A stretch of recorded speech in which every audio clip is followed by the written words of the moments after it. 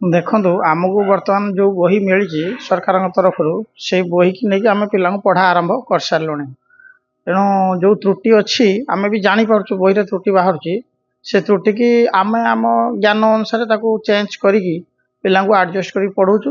କିଛି ଜାଗାରେ ମଧ୍ୟ ଆମକୁ ପ୍ରୋବ୍ଲେମ୍ ହେଉଛି, କାହିଁକିନା ଧରାଯାଉ ଗୋଟେ ପିଲା ଆଜି ଆସିଛି ନାହିଁ, ଆମେ ପଢ଼େଇ ଦେଇଛେ, ସେ ତା ପରଦିନ ଆସିଲା ବେଳେ ସେ ପିଲାଟା ଟିକେ ଜାଣିପାରୁନି, ଏଇ ସମସ୍ୟା ହେଉଛି।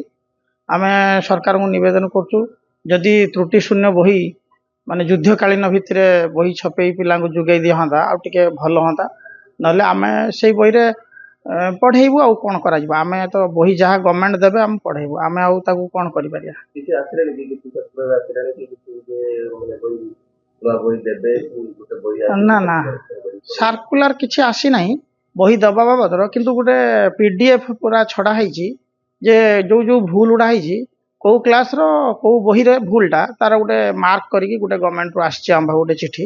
ସେଟାରୁ ପ୍ରତ୍ୟେକ ବହିକି ଆମେ ତାକୁ ଦେଖିକି ତ ସବୁ ପିଲାଙ୍କର କରେକ୍ସନ୍ କରିହେବନି।